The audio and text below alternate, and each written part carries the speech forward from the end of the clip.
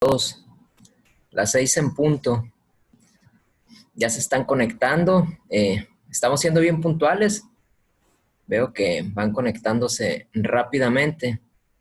Vamos a dar un minuto. Un minuto porque sí está anunciado a las 6 y son las 6. Vamos a arrancar en lo que se están conectando la gran mayoría.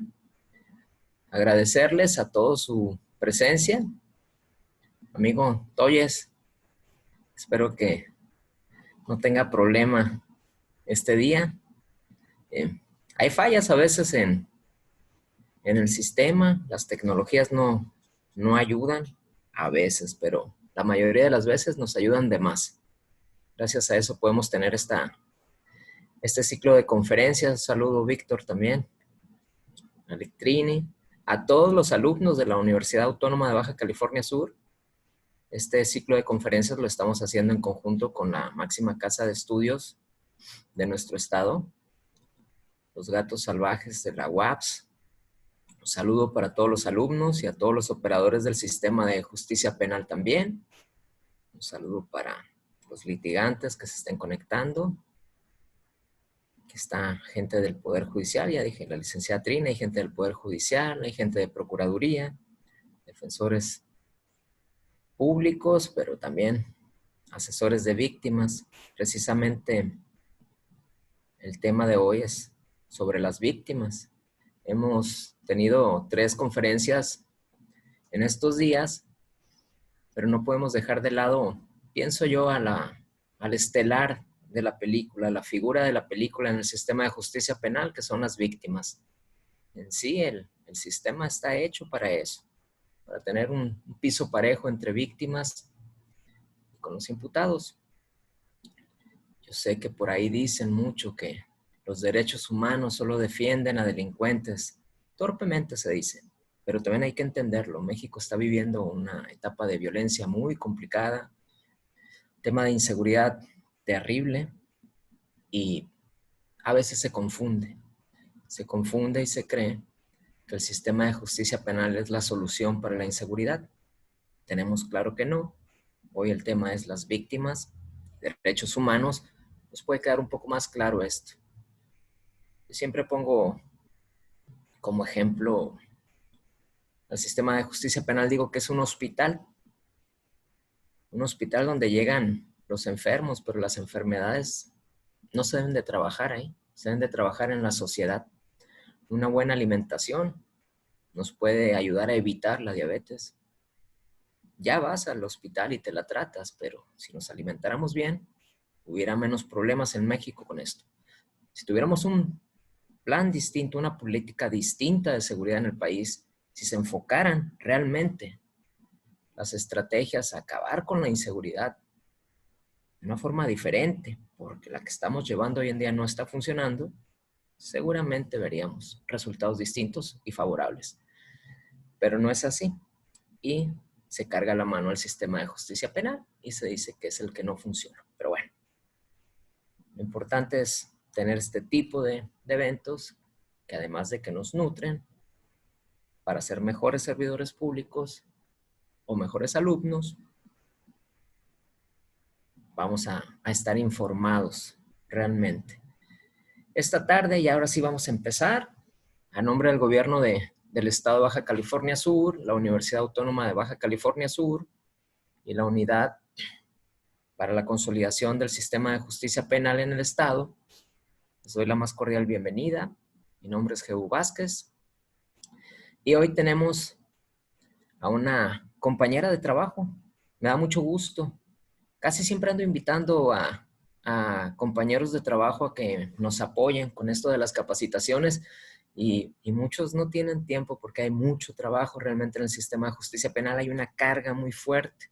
Cuando la licenciada Cruz del Toro estaba de asesora de víctimas, pues se dio cuenta de la carga de trabajo que hay. No digo que no tenga carga de trabajo ahora, sino que hay circunstancias distintas. Estamos en la pandemia, la gran mayoría estamos resguardados, estamos en confinamiento y se da la posibilidad.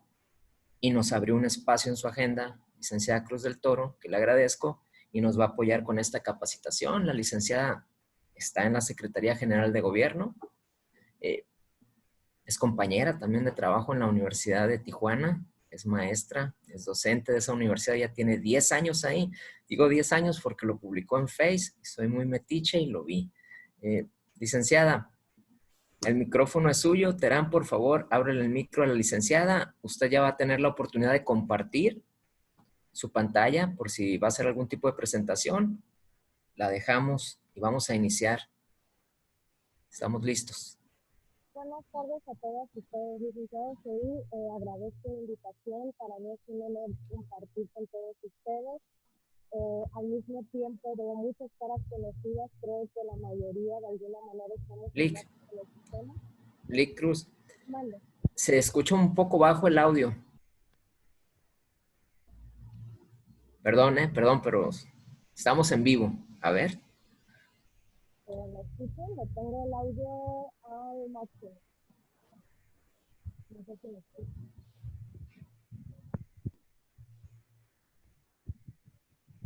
Yo con audífonos escucho bien, pero sé que estos audífonos ayudan a levantar mucho el audio.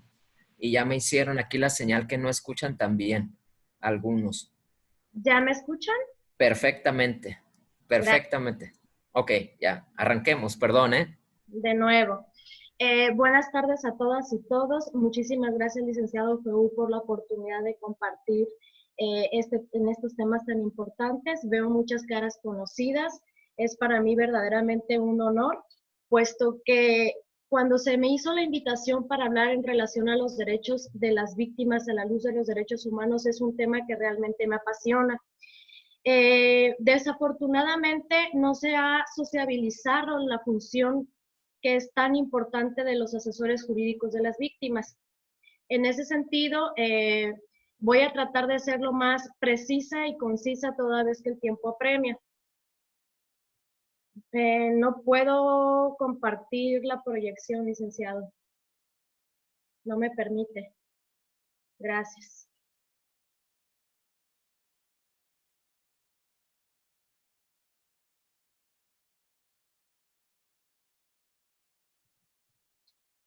Primeramente, para hablar en relación a los derechos humanos, me es necesario, me es muy importante brevemente remontarlos a la historia de los derechos humanos.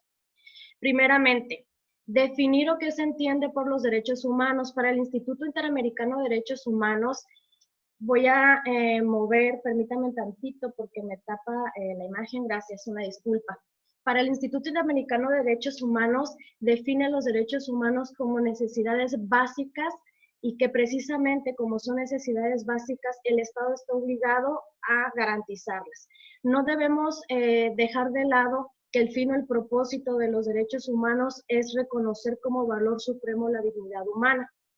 En ese sentido, me gustaría compartir para ustedes lo que expresa la Ley General de Víctimas en su artículo 5 en relación a lo que se entiende por la dignidad humana. Asimismo, la Suprema Corte de la Justicia de la Nación emitió una tesis aislada constitucional con número de registro económico 165-81-3, en donde obviamente está acorde con la definición de dignidad humana que se encuentra expresa en la Ley General de Víctimas en su artículo 5. Luego entonces la dignidad humana se debe de reconocer como un valor o principio y derecho fundamental que obviamente es la base y condición de todos los demás derechos. Por lo tanto, implica la comprensión de la persona como titular y sujeto de derechos y a no ser objeto de violencia o arbitrariedades por partes del Estado ni de los particulares. Es decir, todas las autoridades están obligadas en todo momento a respetar su autonomía y a considerarla y tratarla como fin de su actuación. En ese sentido, nosotros pertenecemos al Sistema Interamericano de Derechos Humanos. La Organización de los Estados Unidos Americanos, la OEA, tuvo por vez primera su conferencia internacional americana en Washington, D.C., el 2 de octubre de 1889 hasta el 19 de abril de 1890. Primordialmente su objetivo, su fin o su propósito en ese entonces era en un momento dado tener buenas relaciones en cuanto al comercio. Con posterioridad, se reunieron y se acordó crear la Unión Internacional de Repúblicas Americanas, o Red de Disposiciones e Instituciones, al que se le denomina y como se le conoce actualmente como Sistema Interamericano de Derechos Humanos. Nosotros estamos adheridos a este sistema. Existen otros sistemas como el sistema europeo, el sistema africano, pero bien, nosotros, como les hice de su conocimiento, estamos adheridos al Sistema Interamericano de Derechos Humanos. Fue creada en 1948, se suscribió en Bogotá, Colombia, la Carta de la OEA. La Carta de la OEA entró en vigencia en diciembre de 1951. Como dato curioso, me gustaría hacer mención que a pesar de que la Declaración de los Derechos Humanos de la ONU fue emitida en 1948, se reconoce la Carta de la OEA como el documento que contiene normas de derechos humanos más antiguos. Simplemente fue publicada antes de la Declaración de los Derechos Humanos. El objetivo, el propósito, el fin de la Carta de la OEA era lograr que los Estados miembros, de conformidad con su artículo primero, tuvieran un orden de paz, de justicia, fomentar la solidaridad a fin de robustecer la colaboración y defender su soberanía, su integridad territorial y su independencia. Es así, pues, como la Declaración Universal de los Derechos Humanos comprende de 30 artículos que en una primera instancia se reconocieron los primeros derechos humanos, estos 30 artículos. Bien, en relación a la Carta de la OEA, en cuanto a México, la firmó el 30 de mayo de 1948, la ratificó, la aceptó y se adherió el 23 de noviembre de 1948. Fue publicada por la Cámara de Senadores en noviembre, el 12 de 1948, de conformidad con el decreto publicado en el Diario Oficial de la misma fecha, y fue depositado, como ya había hecho mención, dicho instrumento de ratificación en noviembre 23 de 1948. Tenemos que recordar que para que un tratado internacional tenga validez jurídica, de conformidad al artículo 133, define que primeramente, además de que debe de ser signado por el mandatario federal, tendrá que ser avalado o aprobado por el Senado de la República para que en un momento dado se entienda como ley suprema, pero siempre y cuando no vaya en contra de la Constitución. Es por ello, pues para que tenga vigencia o aplicación, debe de ser publicitado mediante el Diario Oficial de la Federación. Ahora bien, la Carta de la OEA reconoce la existencia de la Comisión Interamericana de Derechos Humanos. En 1956 se creó dicha Comisión Interamericana. Es muy importante esta institución toda vez que es el filtro para poder acceder a la Corte Interamericana de Derechos Humanos. Es decir, una vez que las personas quieren en un momento dado que la controversia o que la jurisdicción contenciosa de la Corte Interamericana se vea permeado en ellos, toda vez que existe un conflicto de violación a derechos humanos en sus Estados miembros, necesitan primeramente tocar las puertas de la Comisión a efecto de que ésta en un momento dado la turna a la Corte Interamericana de Derechos Humanos una vez que la Comisión se percate de que cumpla con los requisitos. Es por ello que el fondo de la Carta de la OEA en cuanto a la creación de la Comisión se encuentra en el artículo 106. Su función principal es promover la observancia y la defensa de los derechos humanos. Bueno, la Comisión Interamericana de Derechos Humanos es un órgano principal y autónomo de la Organización de los Estados Americanos, encargado, como ya mencioné, tanto de la protección como de la promoción de los derechos humanos en el continente americano. Se encuentra integrado por 7 miembros independientes. Luego, al término de la Segunda Guerra Mundial comenzaron a elaborarse los tratados internacionales, por tanto, con el propósito de que se brindara la mejor protección a las personas por cuanto a los derechos humanos, se comenzaron a crear a efecto de que se ajustaran o que hubiera cierta relación entre los estados en el contexto del derecho internacional público.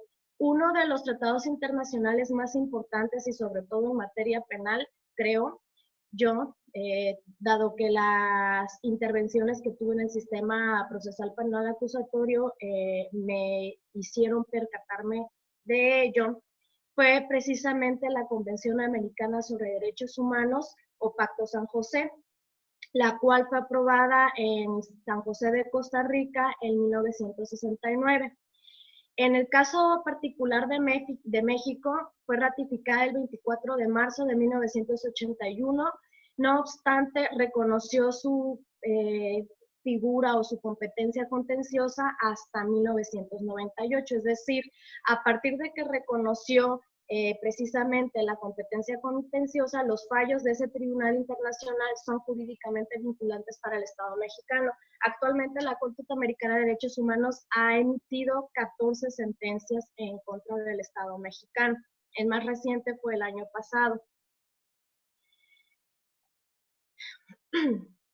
Está integrada, o quienes firmaron la Convención Americana sobre Derechos Humanos o Pacto San José, por 24 países, como ya resalté, entre ellos México. Por tanto, la Convención define los derechos que los estados ratificantes se comprometen internacionalmente a respetar y dar garantías para que sean respetados. Luego, entonces, derivado de la Convención Americana sobre Derechos Humanos, emerge la Corte Interamericana de Derechos Humanos, es decir, el Pacto San José define las atribuciones y los procedimientos tanto de la Corte como de la Comisión Interamericana de Derechos Humanos. Por tanto, se entiende que la regula el Pacto San José. La Corte Interamericana de Derechos Humanos tiene una facultad consultiva respecto de la interpretación de la Convención Americana o en relación a algún tratado internacional de derechos humanos en el que un Estado forme parte. Además, tiene una competencia contenciosa que deriva de los casos individuales que le remita la Comisión Interamericana de Derechos Humanos en relación a la violación de los derechos humanos. Pero el Estado sobre el cual verse el caso debe ser parte de la Convención Americana. México aceptó entonces la competencia en 1998, como ya hice mención, y en un momento dado la Corte Interamericana de Derechos Humanos, a través de las sentencias, lo que determina es la responsabilidad internacional del Estado por la violación de derechos humanos. Obviamente, uno de los requisitos para poder acceder a la Corte Interamericana de Derechos Humanos es que las personas hayan acudido a las instancias jurisdiccionales de su estado, es decir, si realizamos un ejercicio de derecho comparado, lo que nosotros entendemos por el principio de definitividad, que agoten todos los recursos y luego entonces así en un momento dado poder acceder a la Corte Interamericana de Derechos Humanos. Asimismo, dentro de las sentencias también se establecen cuáles van a ser las medidas de reparación del daño a las víctimas. Bueno, entonces, la Corte Interamericana de Derechos Humanos, su objetivo principal es aplicar e interpretar la Convención Americana y otros tratados internacionales. La Corte Interamericana de Derechos Humanos en jurisprudencia ha dejado claro, ha precisado, ha asentado que la obligación de garantía se compone de 4 obligaciones principales. Una, prevenir las violaciones a los derechos humanos. En segundo término, investigar las violaciones a derechos humanos para que a la postre se sancionen a los responsables y obviamente se debe de tener o se debe el Estado de garantizar que se dé verdaderamente una reparación integral de los daños. La reparación no solamente en el sentido de una sanción pecuniaria. Más adelante vamos a ver cuáles son los elementos o las características que prevé, que integra la Ley General de Víctimas en cuanto a la reparación de daños. En resumen, el Sistema Interamericano de Derechos Humanos, antes de que se emitiera la Carta de la OEA e incluso antes de que se emitiera la Declaración de los Derechos Humanos, tomó como base y fundamento la Declaración Americana de los Derechos y Deberes del Hombre de 1948. Es muy importante para mí especificar las figuras o los conceptos de derechos humanos y de garantías individuales, porque en ocasiones me ha tocado escuchar que mencionan que el término derechos humanos vino a suplir el concepto de garantías individuales y no es así. Primeramente, como ya hicimos mención, los derechos humanos van a ser privilegios, potestades, prerrogativas o exigencias inherentes a las personas por el simple hecho de serlo, ya sean personas físicas o jurídicas. Algunos jurisconsultos o dogmáticos dicen que por cuanto a las personas jurídicas no le conciernen el reconocimiento de derechos humanos o no tienen derechos humanos. En cuanto al sistema jurídico mexicano, de acuerdo al pronunciamiento que emitió la Suprema Corte de Justicia de la Nación mediante una tesis aislada con registro económico 214-03, menciona que efectivamente las personas jurídicas también poseen derechos humanos y para ello el Estado debe de tener mecanismos en un momento dado para poder garantizárselos. Obviamente que desde diferentes contextos, porque no puede tener el mismo derecho una persona física, que es un ser viviente, a una persona jurídica. Los derechos fundamentales son los derechos consagrados en los ordenamientos jurídicos, por lo que se van a ver reflejados y plasmados dentro de la Constitución Política de los Estados Unidos Mexicanos, en la cual se van a establecer las garantías con las que gozan los gobernados dentro de un territorio nacional. Es decir, no todo derecho fundamental va a ser un derecho humano. Para que quede más claro a manera de ejemplificación, todos sabemos que es un derecho humano el voto. Sabemos que es un derecho humano en un momento dado contender, aspirar a una candidatura. Ese vendría siendo el derecho humano. Por cuanto al derecho fundamental vendrían siendo, de acuerdo a la Ley Federal Electoral, cuáles son los requisitos a satisfacer para que en un momento dado pudiéramos ser aspirantes a una candidatura. Precisamente esos requisitos o la manera en la que debemos de proceder viene siendo los derechos fundamentales. Para Miguel Carbonell, los derechos fundamentales son derechos humanos constitucionalizados, es decir, también ha existido algunas dudas para algunos o existen cierto tipo de información que no es la correcta en relación a que algunos consideran que los derechos humanos al momento de que se reconocieron los tratados internacionales, que supuestamente los tratados internacionales están por encima de la Constitución y no es así. El artículo primero constitucional es muy claro, muy preciso, simplemente al decir que los derechos humanos van a ser reconocidos los que estén en la Constitución y en los tratados internacionales. Cuando utiliza el vocablo y, es un y disyuntivo, no conjuntivo.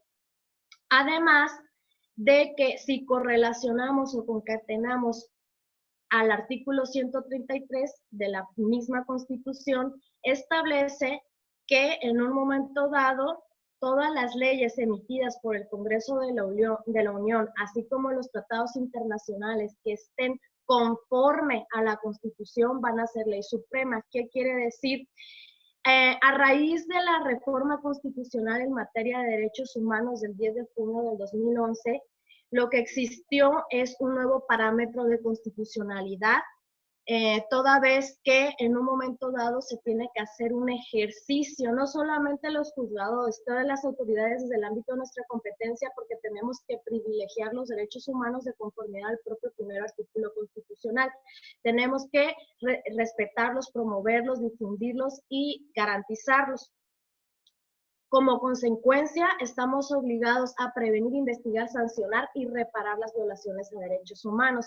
En ese sentido, al hacer o realizar un examen de constitucionalidad, de conformidad al bloque de constitucionalidad, que más adelante lo vamos a ver de una manera un poco más ejemplificada, algunos de ustedes obviamente ya tienen conocimientos porque mencionó el licenciado G.U., que se encuentra, por ejemplo, la juez Trini. Se tiene que hacer caso en un momento dado no solamente a lo que establece la norma constitucional, sino a la jurisprudencia de la Corte Interamericana y de los tratados internacionales, pero siempre y cuando primeramente ese derecho constitucional esté reconocido, ese derecho humano, perdón, esté reconocido en la Constitución. Y obviamente, si un tratado internacional va en contra de lo establecido en la Constitución, en un momento dado la autoridad o el juez no está obligado a acatar lo establecido en el tratado internacional, porque precisamente subsiste el principio de supremacía constitucional, prevalece. Entonces, a lo que se refería Miguel Carbonell, como ya lo precisé, es que con antelación a un derecho fundamental debe de existir previamente un derecho humano, el cual obviamente va a estar normado en la Constitución pública, en la Constitución Política de los Estados Unidos Mexicanos. Las garantías individuales. Las garantías individuales van a ser los medios de protección, las restricciones, los requisitos, las exigencias o los instrumentos para proteger tanto a los derechos humanos como a los derechos fundamentales. Como ustedes saben, pues las garantías individuales son 5: la libertad, la igualdad, la seguridad jurídica, la seguridad social y la propiedad. Ahora bien, entendiendo o analizando un poquito más profundo lo que viene siendo el artículo primero constitucional, como hace unos momentos les comentaba, el artículo en una primera parte menciona que en los Estados Unidos mexicanos todas las personas gozarán los derechos humanos, es decir, no hace distingo alguno, lo deja de manera abierta tanto para personas morales como para personas jurídicas, y hace referencia a los derechos humanos que están inmersos en la Constitución y en los tratados internacionales. Por lo tanto, el Estado mexicano va a tener que, en un momento dado, realizar el principio, o más bien aterrizar el principio pro persona. Es decir, el principio pro persona hace el reconocimiento de los derechos a toda persona. Existen dos maneras, es decir, cuando estemos ante diferentes interpretaciones posibles a una norma jurídica, se deberá elegir aquella que más proteja a la persona, o bien, cuando se puedan aplicar dos o más normas jurídicas, se deberá elegir aquella que mejor proteja a la persona. El principio de persona, entonces, es, en un momento dado, analizar la norma jurídica y ejercer la que mayor favorezca a la persona a efecto de brindar una mayor protección posible. Bueno, entonces, el control de constitucionalidad se va a encargar de hacer realidad la supremacía constitucional. Como ustedes saben, pues la Constitución viene siendo la ley fundamental, que de ella devienen o emergen todas las demás legislaciones, y por cuanto a aseverar lo que hace unos momentos les comenté en relación a que los tratados internacionales no están por encima de la Constitución ni a la par, primeramente traigo como antecedente la contradicción de tesis 293/2011, la cual menciona que precisamente con el reconocimiento de los derechos humanos en la Constitución, lo único que sucede es que se amplía el catálogo de derechos humanos, pero que en un momento dado las autoridades no tienen por qué acatarlos o no van a ser vinculantes cuando exista una restricción a la propia Constitución. Derivado de la contradicción de tesis, emerge la jurisprudencia constitucional con número de registro 206-224, la cual establece que los derechos contenidos en la Constitución y en los tratados internacionales constituyen el parámetro de control de regularidad constitucional, pero cuando en la Constitución hay una restricción expresa al ejercicio de aquello, se debe estar a lo que dice el texto constitucional. Así pues, con posterioridad fue emitida la jurisprudencia constitucional en alcance a la jurisprudencia que acabo de hacer mención, en donde dice que los derechos reconocidos tanto por la Constitución política como en los tratados internacionales, en un momento dado, para determinar su contenido y alcance, debe acudirse a ambas fuentes, favoreciendo a las personas la protección más amplia. Se debe hacer un examen de constitucionalidad y en un momento dado, obviamente, si resulta que el tratado internacional posee una restricción, como ya comenté, no sería vinculante. ¿Por qué? Porque subsiste el principio de supremacía constitucional. Bueno, pues el bloque de constitucionalidad a efecto de que les quede, para que sea ejemplificado de una mejor manera, hace referencia a que se entenderá por el conjunto de principios y reglas de rango constitucional, el cual va a ser integrado primeramente por la Constitución Federal, por la jurisprudencia interamericana, es decir, la que emite la Corte Interamericana de Derechos Humanos, y por las normas de derechos humanos contenidas en tratados internacionales. Es así como se reconoce que está integrado el bloque de constitucionalidad que va a dar pie u origen al parámetro de regularidad constitucional.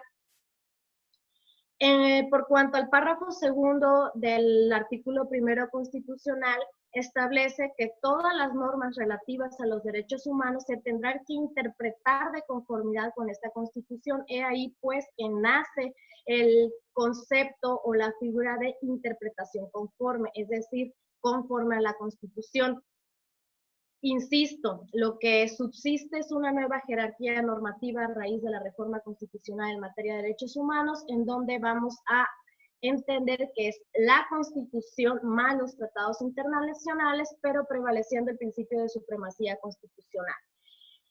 Es así como, pues, en cuanto a la interpretación conforme, de manera más clara y precisa, como ya había hecho mención, el artículo 133 de la Constitución Federal, establece que en un momento dado, las leyes emitidas por el Congreso de la Unión o los tratados internacionales, primeramente, obviamente tienen que ser celebrados por el presidente de la República, deberán ser aprobados por el Senado y con posterioridad para la aplicación y vigencia, como ya les había comentado, deben de ser publicados en el Diario Oficial de la Federación. Igual, pues el Diario Oficial de la Federación igual marcará los tiempos en donde va a surtir efectos dicho tratado. Dice entonces que si las leyes y los tratados van a estar de acuerdo o de conformidad con la Constitución, van a ser ley suprema de toda la Unión. Por eso es que entiendo que no hay lugar a confusión en un momento dado para que pudiéramos entender que los tratados internacionales están por encima o a la par de la Constitución. No es así. Y el tema medular, ¿no? Por cuanto al párrafo tercero del artículo primero constitucional, establece que todas las autoridades, es decir, no solamente si tienen un rango de mandato, entendiéndose como todo o toda servidor o servidora pública, en el ámbito de sus competencias van a tener la obligación de promover, respetar, proteger y garantizar los derechos humanos de conformidad con los principios de universalidad, interdependencia, indivisibilidad y progresividad. Como consecuencia, el Estado está obligado, está constreñido a prevenir, investigar, sancionar y reparar las violaciones a los derechos humanos. Por cuanto al término reparar, es por ello que emerge la Ley General de Víctimas. ¿Qué se entiende por promover? Obviamente, pues el informar, el difundir la información sobre los derechos humanos, y lo traigo a contexto porque incluso uno de los principios que maneja la Ley General de Víctimas en su artículo 5 es la publicidad, es decir, el Estado constantemente debe estar dando a conocer de manera clara, precisa, de forma eficaz, cuáles son los derechos de las víctimas, el orientar a efecto en un momento dado, pues de que si se promueve, obviamente, pues si se da a conocer o se sociabiliza qué son los derechos humanos y en un momento dado de qué forma me puedo hacer que los protejan o de qué forma puedo evitar que sean violentados o a dónde puedo acudir una vez que son violentados, obviamente con la información se va a respetar los derechos humanos. Ese es el sueño, ¿no? De que de alguna manera todos y cada uno de nosotros nos sintamos de personas defensoras de derechos humanos, no solamente la sociedad, la sociedad civil, los colectivos, no. En realidad es que en un momento dado debemos de respetar a la otra persona y obviamente pues es la abstención de violentar los derechos o en un momento dado realizar conductas que puedan obstaculizar su ejercicio. Si tengo información, voy a respetar. y obviamente va a ser más fácil de que se protejan los derechos humanos. También se puede entender por cuanto a proteger, sean adoptar medidas para evitar que otros agentes o sujetos vulneren los derechos humanos, y el fin o el propósito va a ser precisamente que se garanticen los derechos humanos de manera plena. Obviamente, para garantizarlos se tendrían que tomar medidas de prevención, de investigación y de sancionar las violaciones de derechos humanos. En cuanto a los principios que marca la Constitución de los Derechos Humanos, dice que son universales, interdependientes, indivisibles y progresivos. Hay otros principios que marcan otros tratados, pero bueno, por cuanto a la Constitución, a lo que hace referencia en cuanto a la universalidad, es que son de observancia general, aplicativos para todas las personas sin distinción alguna. En cuanto a la interdependencia, quiere decir que se relacionan entre sí, no hay un valor jerárquico, todos valen igual, ni uno más, ni uno menos. Es diferente a lo que nosotros concebimos como abogados en cuanto al bien jurídico tutelado de mayor y menor valor. Por ejemplo, mayor valor, pues la vida, menor valor, el patrimonio. Aquí no, aquí todos los derechos humanos tienen el mismo valor jerárquico, están de manera horizontal. Y también está el principio de indivisibilidad, es decir, que no se pueden separar o no se pueden romper. Viene estrechamente ligado con el principio de interdependencia porque están ligados entre sí. Progresividad.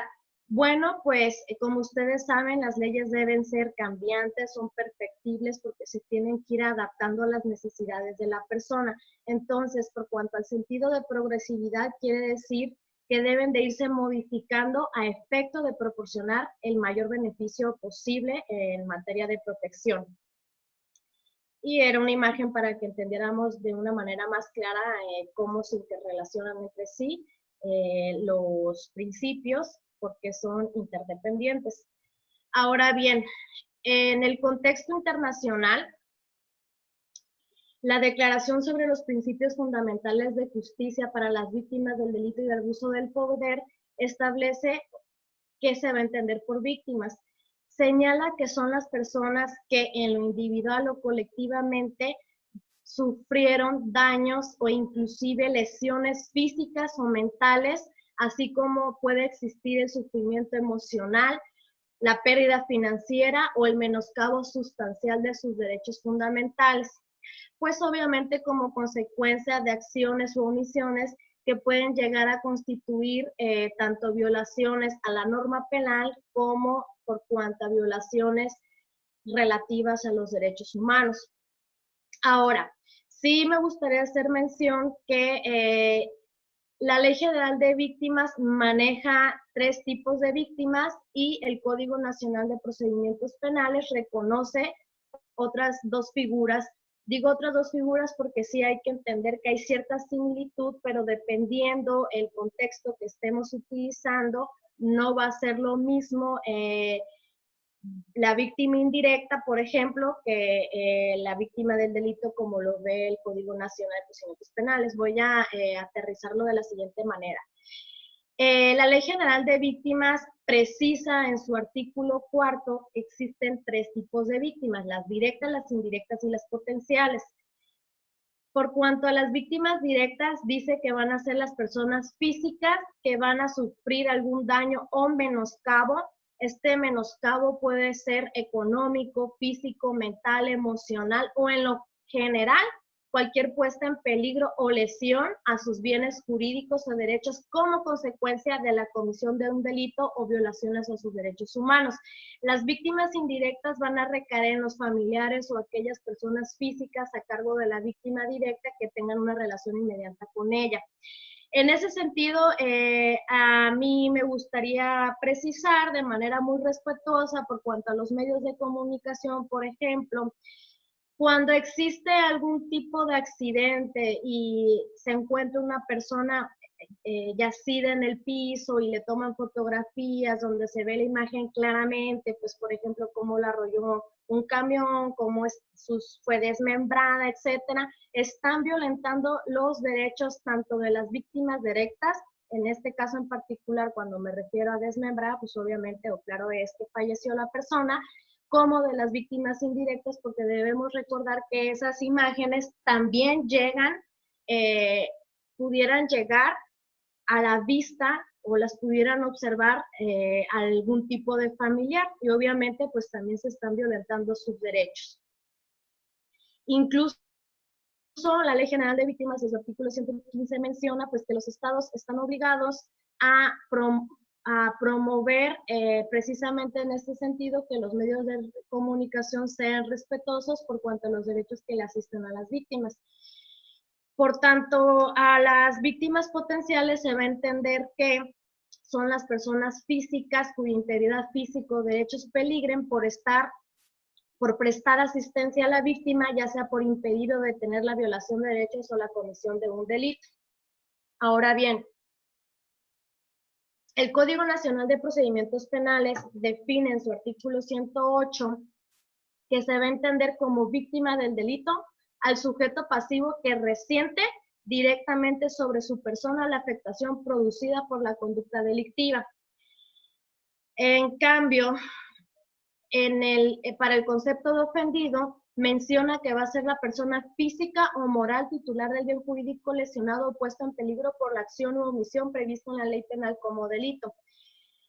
Es decir, no siempre va a recaer la figura de víctima y ofendido en la misma persona. Por ejemplo, si mi mamá me presta su carro, me chocan, pues es daño con motivo a tránsito vehicular. No soy yo la propietaria. En mi persona sufro lesiones porque obviamente dejó una huella material en mi integridad física con motivo de ese tránsito vehicular. Por el delito de lesiones sí sería yo la ofendida porque soy la titular del bien jurídico lesionado. Pero por cuanto al delito de daños con motivo de tránsito vehicular, no voy a ser la ofendido. Voy a ser la víctima toda vez que, como mencioné, mi mamá es la propietaria del vehículo. En lo contrario sería, o en contrario sensu, si yo fuera la propietaria del vehículo, por cuanto al delito de daños con motivo de tránsito vehicular, recaería en mí la misma figura de víctima y ofendido. En cuestión, en un momento dado, las personas que no tienen personalidad jurídica por algún supuesto de ser incapaz, por ejemplo, ser menor de edad o estar en estado de interdicción, quien sería el ofendido, para eso hay una excepción, sería quien tenga la representatividad. Por ejemplo, en el supuesto de abuso sexual en contra de un menor, pues el padre de familia o quien tenga la tutela va a ser la ofendida y la víctima sería el menor.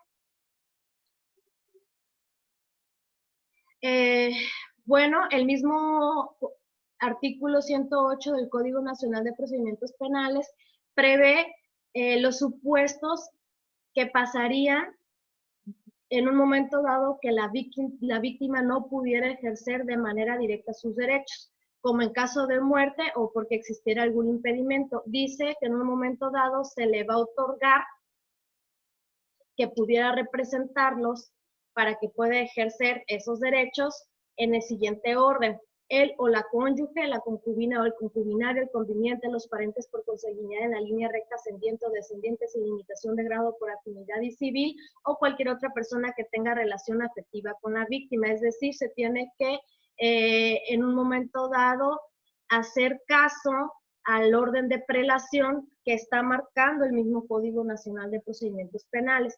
Si, por ejemplo, fallece el ofendido, se apertura una carpeta de investigación por el delito de robo, resulta que por causas ajenas, por circunstancias diversas, fallece y resulta que tiene una concubina, pero jamás deshizo ese vínculo matrimonial, pues en un momento dado en quien recaería el ejercicio del derecho sería en la cónyuge, no en la concubina, porque tendríamos que atender al orden de prelación que maneja el Código Nacional de Procedimientos Penales.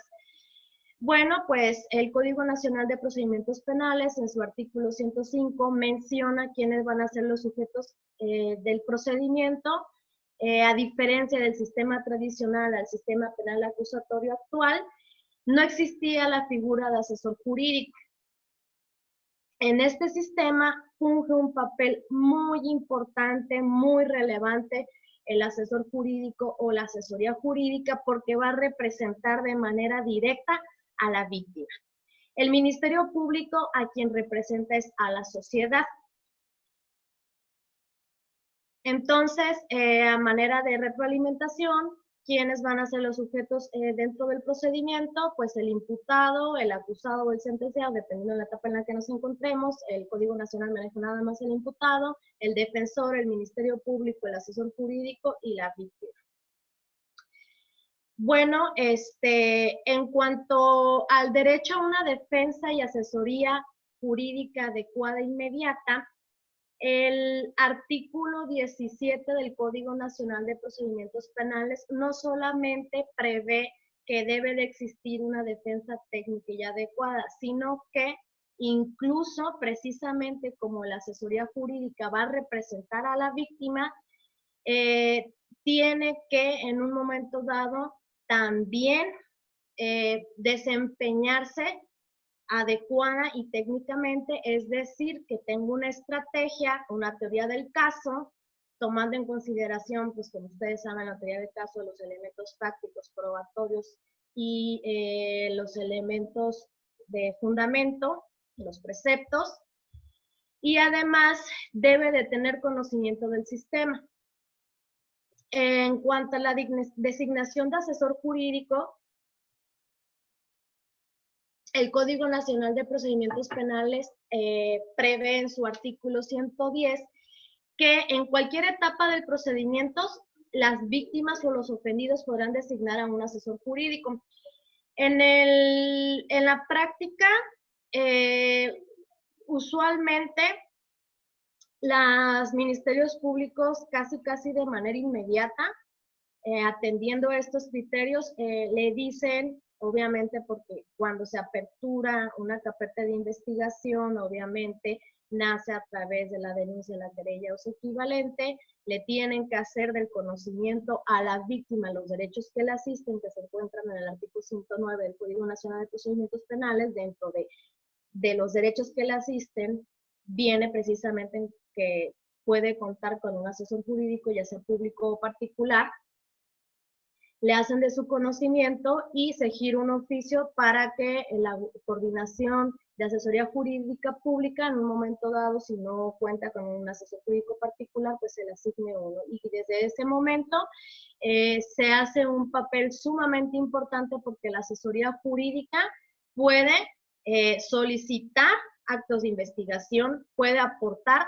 datos de prueba, puede solicitar en un momento dado si el Ministerio Público no solicita una medida de protección en términos del artículo 137 y prevé la asesoría jurídica en un momento dado que el Ministerio Público está siendo omiso, uno o solicita control judicial o en su efecto le hace un escrito al Ministerio Público donde le solicita que imponga esas medidas de protección, obviamente en relación a los hechos que se vienen virtiendo, ¿no? En el escrito de denuncia o querella o en las comparecencias que haga la víctima o el ofendido.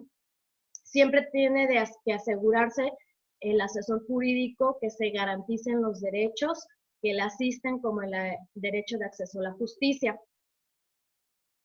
Además, establece el artículo 110 que cuando la víctima o ofendido pertenezca a un pueblo o comunidad indígena, el asesor jurídico deberá tener conocimiento de su lengua y cultura. En dado caso de que no tenga conocimiento, tendrá que allegarse de un intérprete que hable la lengua.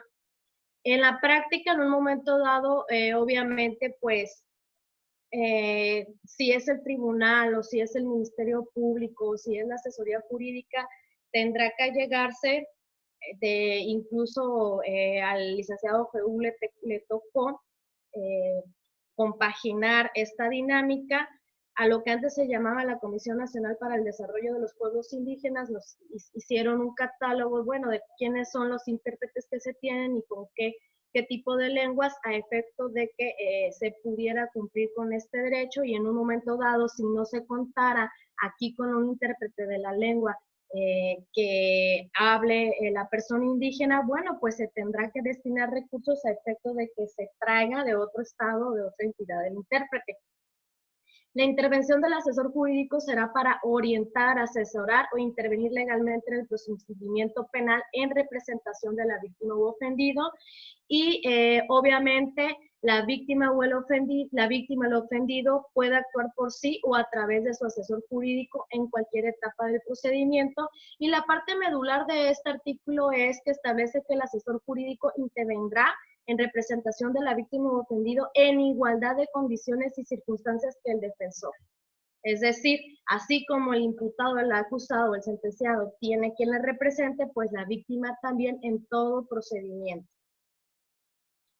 Bueno, pues la Ley General de Víctimas prevé ciertos principios en su artículo 5, que los podemos considerar como principios rectores. La Ley General de Víctimas es obviamente de observancia general, deviene del artículo 1 constitucional. Además, no solamente norma por cuanto a víctimas del delito, sino también para víctimas de violación a derechos humanos. Los principios son dignidad, buena fe, complementariedad, debida diligencia, enfoque diferencial especializado, enfoque transformador, gratuidad, igualdad y no discriminación, integridad, indivisibilidad e interdependencia, interés superior de la niñez, máxima protección, mínima existencial, no criminalización, victimización secundaria, participación conjunta, progresividad y no regresividad, publicidad, rendición de cuentas, transparencia y trato preferente. Bueno, pues por cuanto a la dignidad, ya dijimos que la dignidad humana debe ser concebida como el valor supremo, es el derecho fundamental, base y condición de todos los demás derechos, y las autoridades en el ejercicio de sus funciones tienen que centrar su actuación precisamente en el concepto, en el principio de dignidad humana, de buena fe. El principio de buena fe, perdón, es que por cuanto a los tiempos voy a tener que agilizar un poquito más, los tiempos son limitados, y como les comenté es un tema bastante interesante y complejo. En cuanto a la buena fe, la autoridad debe de presumir que está actuando de buena fe, no debe de criminalizarla, no debe de responsabilizar a la víctima, me refiero a responsabilizarla en el sentido de que pues tú mismo te buscaste tu situación y por eso en un momento dado fuiste víctima de tal delito. Ejemplo, ¿no? Pues es que tú llevabas la falda muy corta y por eso pues te pegaron una nalgada. O sea, no tenemos por qué hacer ese tipo de expresiones porque finalmente además, el principio de buena fe en ese sentido está ligado de manera muy estrecha con la no discriminación y con la victimización secundaria. Es decir, nosotros simplemente tenemos que actuar de manera objetiva, legal, profesional, con honor, y no debemos hacer ningún tipo de comentarios subjetivos. Nosotros nos debemos y estamos para servir y hacer en un momento dado que se garanticen los derechos de las víctimas y realizar gestiones o medidas de manera inmediata como de ayuda, atención y asistencia. Por cuanto a la complementariedad, pues hace referencia a que tanto los mecanismos como las medidas y los procedimientos deberán de ser de manera inmediata y deberán de estar armonizados y tendríamos que atender a otras normas que contempla también otro tipo de derechos. Como ustedes saben, actualmente el derecho actual nos exige que estudiemos más, que nos actualicemos más, porque precisamente la Ley General de Víctimas regula los derechos tanto de víctimas de violación a derechos humanos como de víctimas del delito. Hace una especial referencia a víctimas del delito que obviamente están correlacionados con los derechos que maneja el Código Nacional de Procedimientos Penales, pero existen otras leyes que también contemplan ciertos derechos específicos para cierto tipo de víctimas. Por ejemplo, la Ley General en materia de desaparición forzada de personas, desaparición cometida por particulares, el Sistema Nacional de Búsqueda de Personas, la Ley General para prevenir, investigar y sancionar la tortura y otros tratos o penas crueles, inhumanos o degradantes, como por ejemplo la Ley General para prevenir, sancionar y erradicar los delitos en materia de trata de personas y para la protección y asistencia a las víctimas de estos delitos, como por ejemplo la Ley General de los Derechos de Niñas, Niños y Adolescentes, y como por ejemplo la Ley General de Acceso a las Mujeres a una Vida Libre de Violencia, que esta ley a mí en lo particular me agrada mucho porque nos remite a la Convención de Belén do Pará, que su nombre amplio o su nombre completo es Convención Interamericana para Prevenir, Sancionar y Erradicar la Violencia contra la Mujer. Bueno, por cuanto al principio de debida diligencia, dice que todas las actuaciones deberán ser de manera inmediata, eficaz, eficiente, dentro de los tiempos razonables. Obviamente, en el sentido de que debemos de reconocer a las víctimas como titulares de derecho a efecto de que puedan acceder de manera real a la justicia. Por cuanto al principio de enfoque diferencial y especializado, hace referencia a que tenemos que atender a que existen ciertas personas o ciertos grupos en situación de vulnerabilidad y tendríamos que atenderlos de reconociendo o tomando en consideración las particularidades. Es en ese sentido. En este concepto, la Ley General de Víctima nos hace referencia a quienes vamos a considerar personas en situación de vulnerabilidad, por ejemplo, las niñas, los niños y los adolescentes, las personas adultas mayores, las personas migrantes, las personas en situación de calle, las personas defensoras de derechos humanos, las mujeres, entre otros, las personas indígenas, las personas de la diversidad sexual. Por cuanto al enfoque transformador, dice que todas las autoridades van a tener que realizar esfuerzos necesarios para eliminar la discriminación, la marginación que pudieran dar origen a la causa del hecho victimizante. En cuanto a la gratuidad, establece obviamente que los servicios de acceso a la justicia van a tener que ser gratuitos. Por cuanto a la igualdad y no discriminación, es en el sentido concatenado al artículo 1 constitucional en su primer párrafo que nos habla que se establece que es un derecho humano la no discriminación y nos dice que se va a entender por discriminación en correlación con la Ley Federal para prevenir y eliminar la discriminación. Va encaminado precisamente a que las autoridades tienen que realizar acciones iguales para todos. Obviamente, pues si estamos ante un grupo o personas en situación de vulnerabilidad, tendríamos que hacer un enfoque diferencial y especializado a efecto de brindar una máxima protección, pero estaríamos justificando en un momento dado por qué tendríamos que realizar una acción afirmativa o una acción discriminatoria positiva, ¿no? Justificando. Entonces, la igualdad y la no discriminación hace referencia a que no debemos de hacer distinción, no tenemos que hacer exclusión, no tenemos que restringir por ningún tipo que tenga que ver en la condición o las características de la víctima. Por cuanto al principio de integridad, invisibilidad e interdependencia, obviamente hace referencia a que las autoridades tienen que reconocer todos los derechos que se encuentran inmersos, tanto en la Ley General de Víctimas, y obviamente en el sentido de que debemos de entender que se relacionan entre sí. Se debe de garantizar todos los derechos. El interés superior de la niñez, pues como ustedes saben, el artículo 4 constitucional establece que las autoridades tienen que privilegiar en un momento dado en los derechos que le asisten a las niñas, niños y adolescentes, y en manera muy peculiar en la Ley General de los Derechos de Niños y Adolescentes, en su artículo 2, párrafo 2, establece que en un momento dado, cuando existan procesos judiciales en donde se involucren niñas, pues obviamente se tendrá que privilegiar a las niñas, niños y adolescentes en la toma de decisiones. Por cuanto al de máxima protección, como ya había hecho de su conocimiento, pues la autoridad debe de aplicar las más amplias medidas de protección. El mínimo existencial quiere decir en un momento dado en que como consecuencia de la dignidad humana y que se tiene que tomar como fundamento o base para el reconocimiento de los demás derechos, pues bueno, un Estado democrático tiene que garantizar el mínimo existencial. La no criminalización quiere decir en un momento dado que no se debe de agravar el sufrimiento de la víctima ni tratarla como sospechosa o como responsable de la comisión de los hechos que viene denunciando. No tenemos por qué echarle la culpa, simplemente nosotros tenemos que atender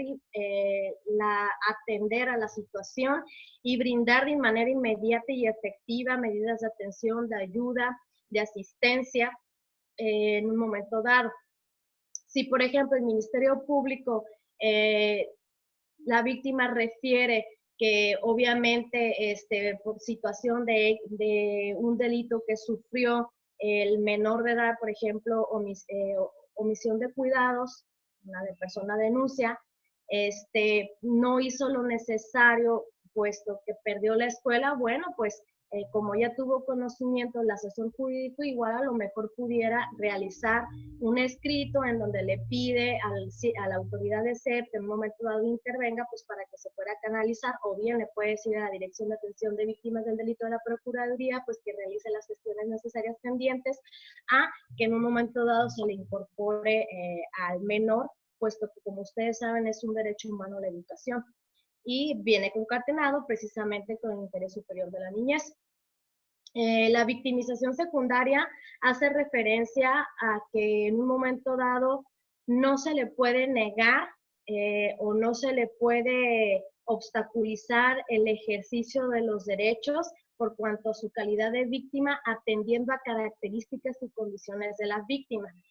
Por ejemplo, si en un momento dado fuera una persona que pertenece a la diversidad sexual, bueno, pues yo no tengo por qué tener ningún tipo de acción que discriminalice, yo tengo que atender de manera igualitaria a todas las personas. Participación, o decirle, bueno, pues a lo mejor por la situación que tú realizaste, por eso es que pasas esta situación, o expresiones como, y si mejor regresas con tu pareja, pues porque te inventó, para que ya no siga reteniéndote, por ejemplo, la pensión, que son cuestiones distintas. Una cosa es pues el incumplimiento de la obligación alimentaria y otra lo que pudiéramos hacer por la vía penal, pero bueno, ese tipo de comentarios que en un momento dado hagan que la víctima sufra nuevamente, no lo debemos de hacer. Y en cuanto a la participación conjunta, pues bueno, debe haber una sinergia tanto del Estado como con la sociedad. En cuanto al principio de progresividad y no regresividad, se entiende que no debemos regresarnos o retroceder en cuanto al reconocimiento de derechos y al contrario, deberíamos adoptar la norma que mayor protección brinde a la persona. Por cuanto a la publicidad, pues como ya había hecho mención en un principio de la presentación, hace referencia a que se debe de difundir los derechos que le asisten a las víctimas de manera clara, precisa, brindar información, orientación. En cuanto a la rendición de cuentas, pues los planes y programas que realicen las actividades deben de estar sujetos a rendición de cuentas, incluidas las autoridades que reconoce la Ley General de Víctimas. En cuanto a la transparencia, pues como ustedes saben, todo en un momento dado pues está sujeto a que la información debe ser pública, pues salvo que existan ciertas restricciones cuando tenga que ver con datos personales. Deben de también estar obviamente ligado con el principio de rendición de cuentas. Trato preferente pues hace relación a que en un momento dado tendríamos que actuar con un enfoque diferencial especializado, con un enfoque transformador, mediante la máxima protección, realizar razonamientos ajustados, acciones afirmativas. Bueno, en cuanto a la figura de asesor jurídico de la víctima, en relación a cómo está señalado en la Ley General de Víctimas, lo vamos a encontrar en el artículo 125. Establece que la asesoría jurídica de las víctimas pues va a estar adherido a la Comisión Ejecutiva de Atención a Víctimas, que es la CEAP, que deviene de la Secretaría de Gobernación, que debe haber una Dirección General de Asesores Jurídicos de las Víctimas, que los asesores jurídicos de las víctimas tienen que procurar hacer efectivos los derechos y garantías de las víctimas, los derechos a la protección, a la verdad, a la justicia, a la reparación integral. Obviamente, pues también tiene que en un momento dado la asesoría jurídica pudiera contar con servicios de atención médica en materia de psicología o trabajo social, o bien realizar las acciones necesarias a efecto de que se pueda canalizar a la institución correspondiente y que se le proporcione. Brindar a la víctima información clara, accesible y oportuna sobre los derechos, garantías, mecanismos y procedimientos. Tramitar, supervisar o cuando se requiere implementar las medidas de ayuda inmediata, ayuda de asistencia, atención y rehabilitación. Asesorar y asistir a las víctimas en todo acto o procedimientos ante la autoridad, formular denuncias o querellas. La asesoría jurídica también en un momento dado pues tiene la obligación de que no quiere decir que la víctima tiene que acudir al Ministerio Público y que el Ministerio Público es el único que pueda agarrar y escribir los hechos que le está narrando la víctima para que en un momento dado nazca la denuncia y la querella. No, la asesoría jurídica también lo puede hacer toda vez que está constreñido de conformidad a la Ley General de Víctimas. Representar a la víctima en todo procedimiento jurisdiccional o administrativo derivado de un hecho victimizante. Ya para concluir, esto nada más fue una pequeña pincelada de los derechos que maneja la Ley General de Víctimas, los cuales obviamente están armonizados con los tratados internacionales. Por eso es el tema de los derechos de la víctima a la luz de los derechos humanos. Los derechos que están establecidos en la Ley General de Víctimas son 5: los derechos de ayuda, asistencia y atención, los derechos de acceso a la justicia, los derechos de las víctimas en el proceso penal, el derecho a la verdad, el derecho a la reparación integral. Me voy a brincar un poquito por la cuestión de los tiempos.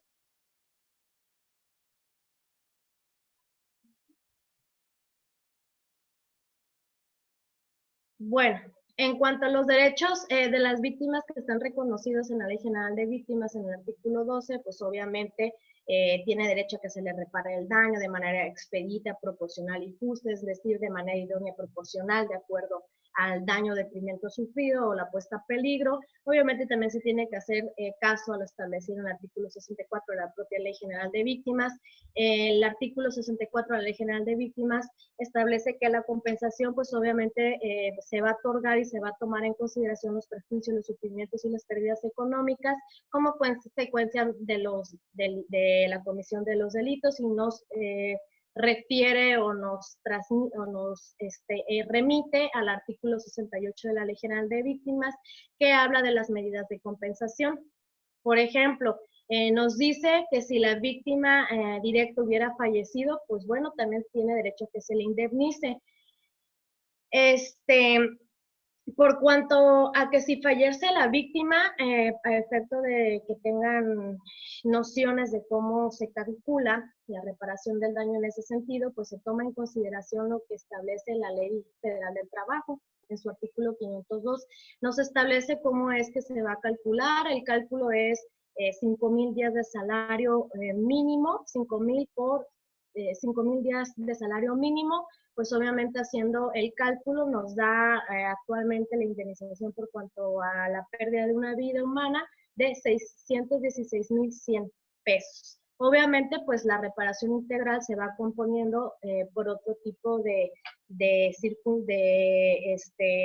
medidas, como lo son, por ejemplo, que gastos médicos, incluso en un momento dado los gastos y costas de la asesoría jurídica particular, que si se tuvo que trasladar y guardamos en un momento dado los tickets, que si, por ejemplo, en el delito de incumplimiento de la obligación alimentaria, pues resulta que había un convenio judicial, en ese convenio judicial se estableció que el imputado se comprometió a que iba a pagar la mitad de la renta y resulta que no lo hizo. Bueno, pues hay que hacerlo efectivo y hay que ir haciendo el cálculo correspondiente.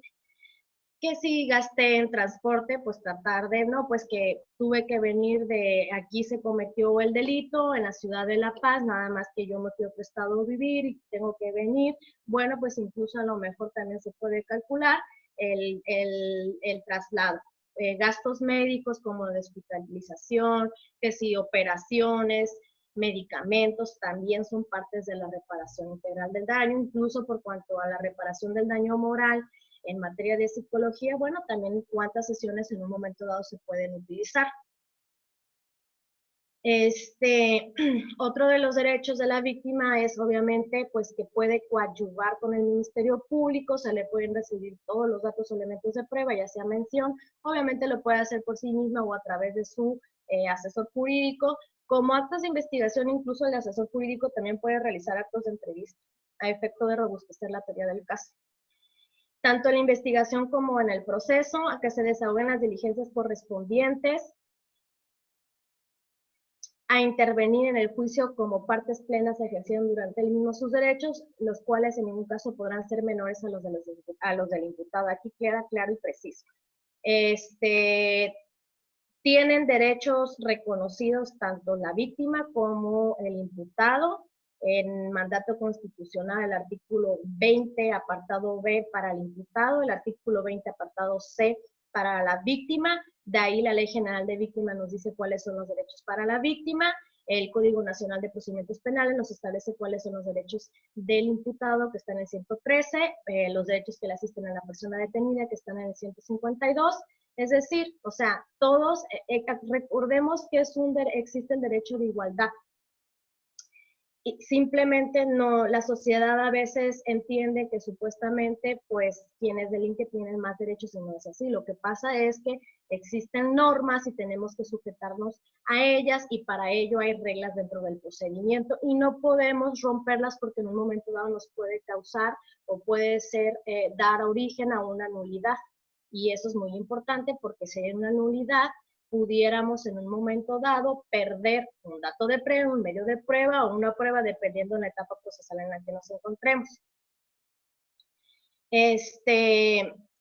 Obviamente, pues tiene que ser asesorada y representada dentro de la investigación o dentro del proceso por un asesor jurídico y puede impugnar ante la autoridad judicial las omisiones del Ministerio Público en la investigación de delitos, así como las resoluciones de reserva, no ejercicio, el desistimiento de la acción penal o suspensión del procedimiento. Bueno, pues el Código Nacional de Procedimientos Penales prevé que existen formas de terminación de la investigación, que obviamente son las que he hecho referencia, la abstención de investigación, el no ejercicio, la reserva trámite, el no ejercicio, ya mencioné el no ejercicio de la acción penal, pero también prevé en el artículo 258 que en un momento dado lo puede impugnar.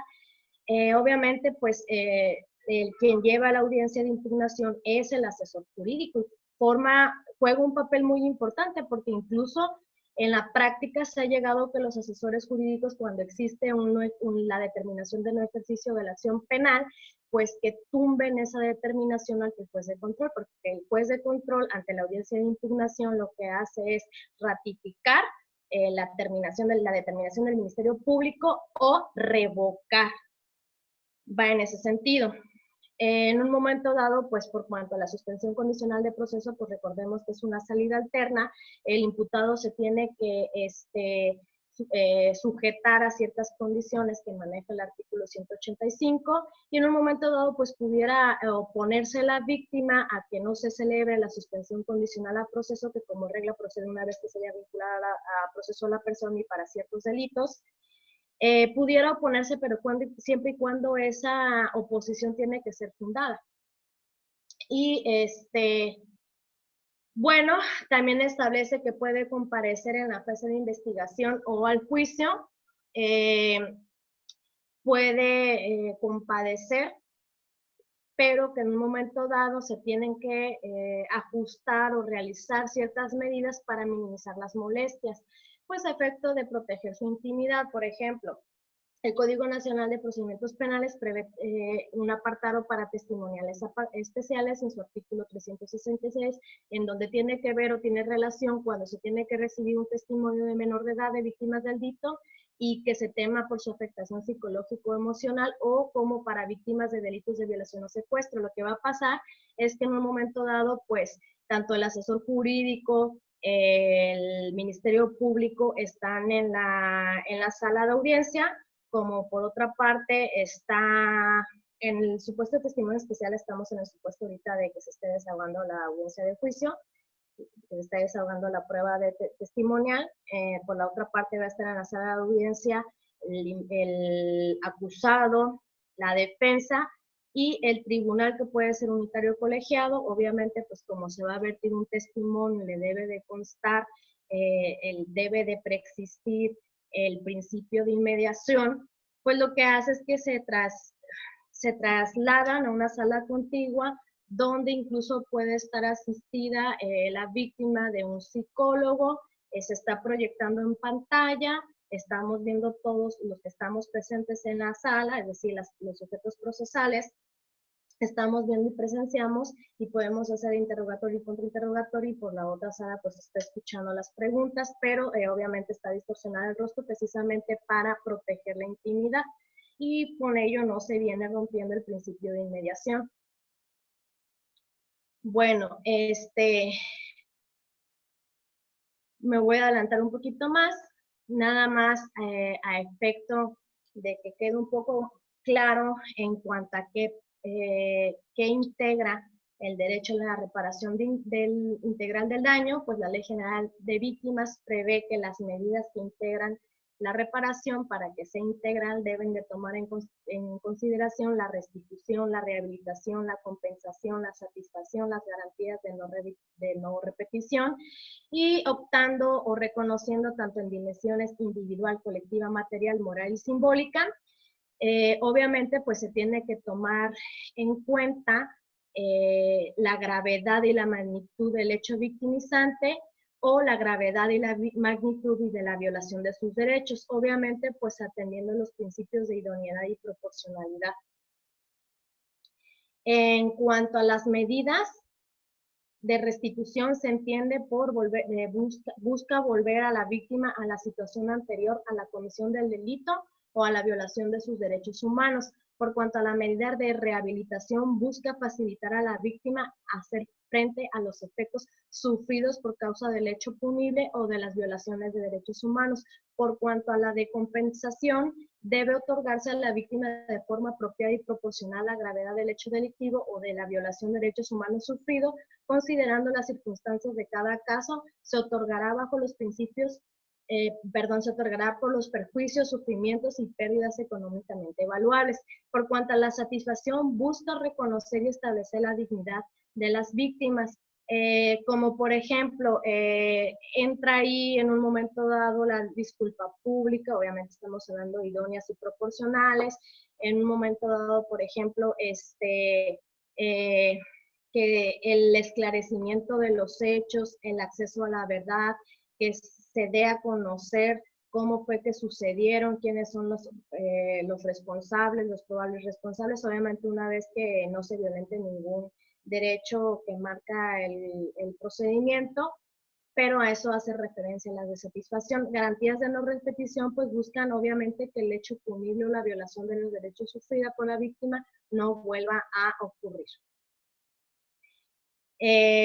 Como les hice del conocimiento, una cosa son los derechos que reconoce y otra cosa son las medidas. Las medidas van a ser las medidas de ayuda inmediata, las medidas en alojamiento y alimentación, las medidas en materia de traslado, las medidas en materia de asesoría jurídica, las medidas de asistencia y de atención, las medidas de ayuda inmediata, las medidas económicas y de desarrollo, las medidas de atención y asistencia en materia de procuración y administración de justicia, y las medidas de reparación integral. Bueno, por cuestión del tiempo no voy a poder analizarlas de manera profunda, pero para su conocimiento, para su interés, voy a poner a consideración de la Secretaría Ejecutiva de la Comisión de Consolidación, Evaluación y Seguimiento del Sistema Penal Acusatorio a su titular las diapositivas, para que en un momento dado pues les sirva de referencia la información que en ella vienen inmersas. Por su parte, les agradezco mucho su atención y estoy a sus órdenes.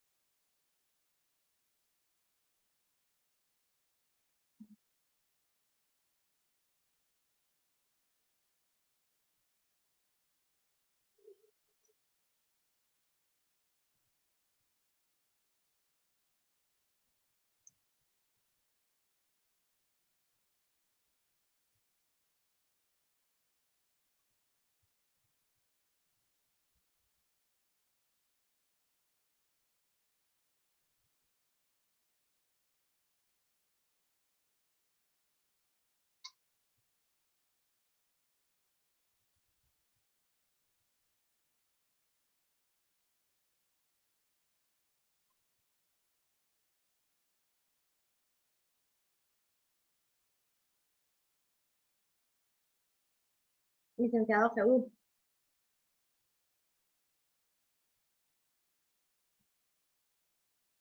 Licenciado Jeú. Hola, es que no podía habilitar mi micrófono. Bueno, es que me lo habilita Miguel Terán, pero estaba escribiéndole en el chat, estaba batallando. Ya, ahora sí, ya está habilitado. Compañeros, pues ya saben, ¿alguna pregunta en el chat? Ya hay unas ahí, licenciada, usted las puede leer y para ir avanzando con el tema de preguntas, ahí lo puede checar usted misma en el chat. Sí, gracias. Dice Sergio Villarreal, un saludo, Sergio, a tus órdenes.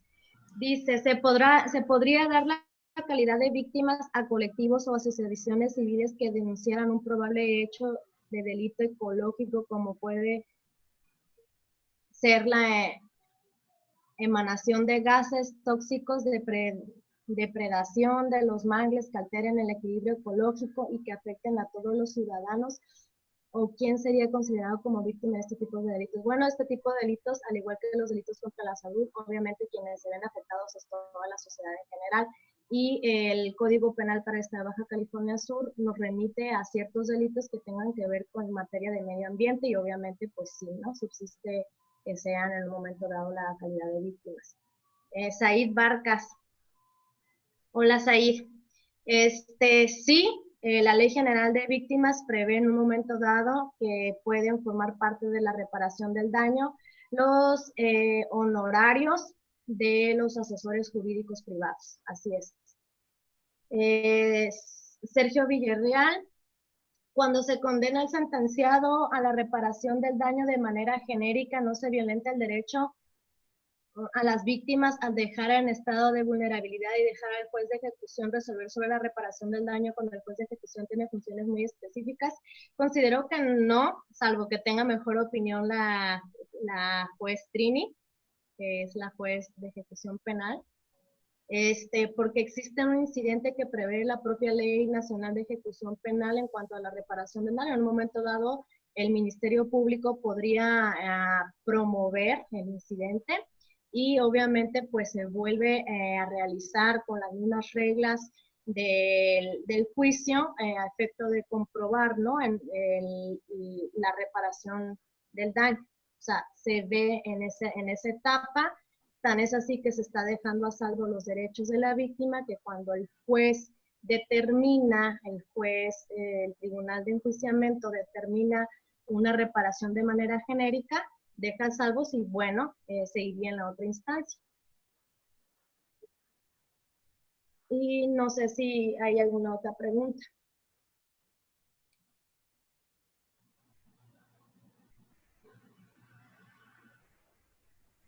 Parece que no, pero hay muchas interrogantes con respecto al tema de víctimas. A mí me tiene algo preocupado el hecho de que el tema de las comisiones de atención a víctimas en el país sufrieron un stop a la llegada del gobierno federal en el 2018. En sí, todo el sistema de justicia penal tuvo un paro y no veo el arranque. Creo que es un tema que no le están prestando atención.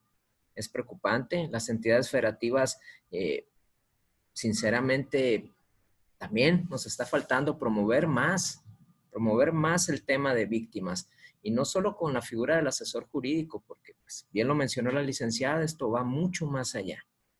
Hay estados de la República que han hecho trabajo muy importante con el tema de víctimas, como Querétaro. Tiene comisiones estatales de atención a víctimas que están muy avanzadas. Atienden a la víctima de una forma más cercana, como lo está pidiendo la ley general.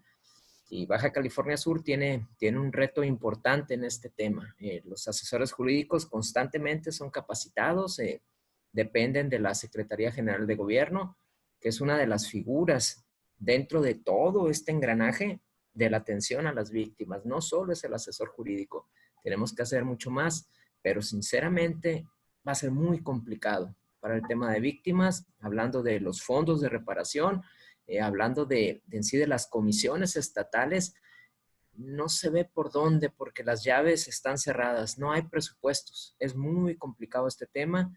Yo creo que tenemos que evitar que haya tantas víctimas en el país porque difícilmente vamos a poder tener ya medidas más reactivas en temas de reparación del daño, que es lo fundamental en esto del sistema de justicia penal. Creo que llegó una ahí, no la alcanzo. Ahí está otra más, licenciada. Sí, previo a ello, sí me gustaría hacer mención que la licenciada Trinidad quería hacer un comentario, licenciada. Terán, ¿le puedes abrir el micro a la LIC Trini, por favor? Te lo agradezco. Gracias.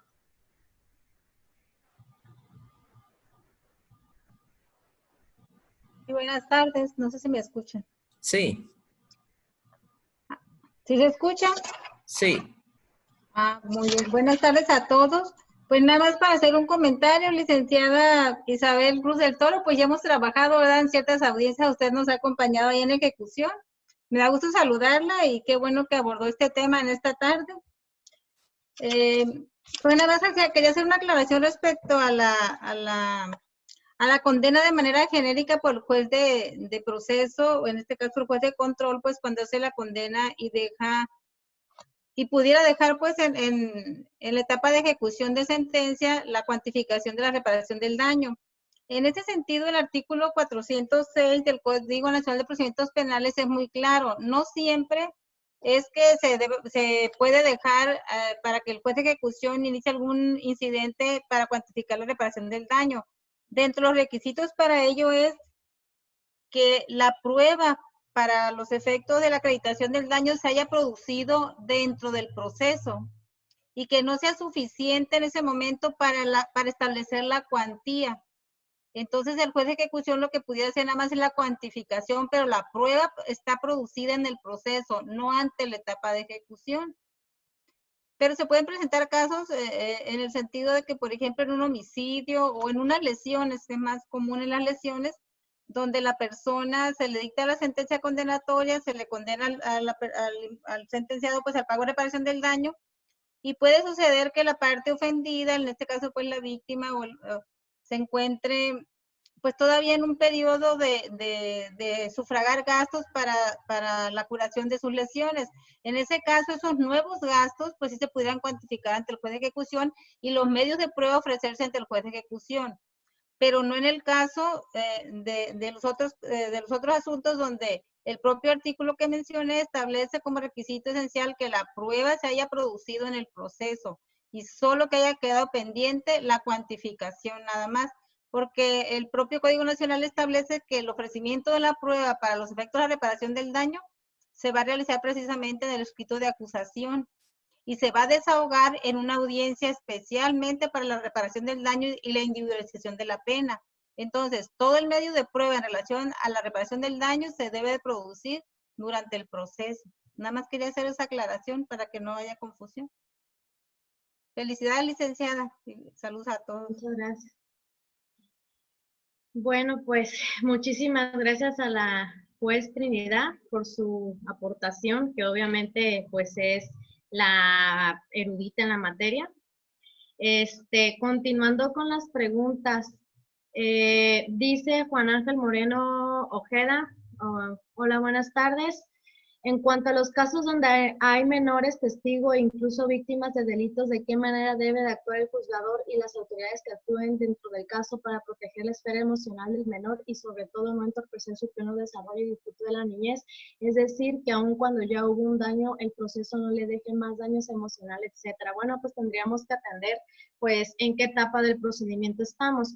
Cuando hace referencia por cuanto al juzgador, bueno, pues si nos situamos cuando en un momento dado estuviéramos en la etapa de juicio, como hice mención, se debe de atender en cuanto al interés superior de la niñez y obviamente pues va a depender de la edad del menor y tenemos que considerar su desarrollo tanto, bueno, psicológico y emocional. En ese sentido, pues sí tendremos que ser cuidadosos en un momento dado para no tener que revictimizar incluso al menor cuando se realiza una entrevista en la etapa de investigación desformalizada, es decir, ante sede ministerial.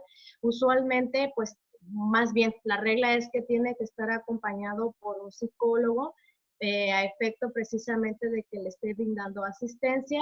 Y obviamente tenemos que tomar en consideración la edad del menor en el sentido de que pues su desenvolvimiento pues va a ser diferente. Como dice mención el artículo 366, cuando ya estamos en el juicio, pues sí se toman ciertas medidas como por ejemplo pues que esté en presencia de un psicólogo. Obviamente el tribunal de enjuiciamiento pues se va a una sala contigua, se constituye en una sala contigua solamente cuando está virtiendo el testimonio. Ya una vez que vierte el testimonio, obviamente pues retoma, ¿no? En el estrado el tribunal y no se interrumpe el principio de inmediación, puesto que de manera directa, en vivo, estamos presenciando, puesto que estamos todos presentes, las partes del proceso. Y incluso pues hay técnicas, por ejemplo, pues también ya en la etapa investigativa o incluso si estamos en la etapa de investigación complementaria, porque tenemos que recordar que el Código Nacional maneja el procedimiento ordinario en el artículo 211, la etapa de investigación inicial y complementaria.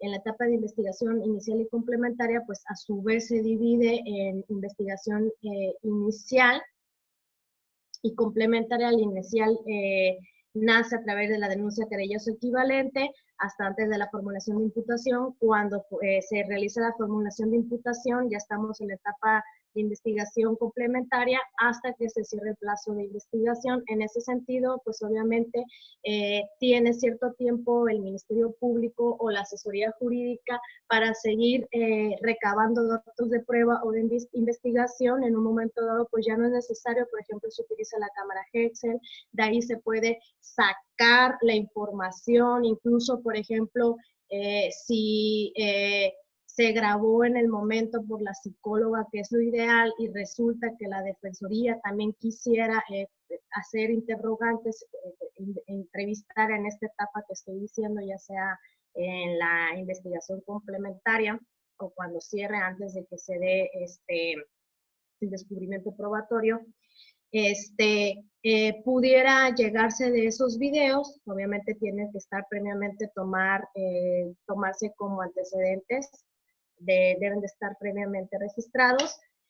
Y simplemente en un momento dado, si tuviera que realizar otro tipo de pregunta, ahí sí, en un momento dado, tuviéramos que entrevistar de nueva cuenta, pero no se van a hacer las mismas preguntas, o sea, que vayan en el mismo sentido, porque estaríamos revictimizando. Ese es un ejemplo.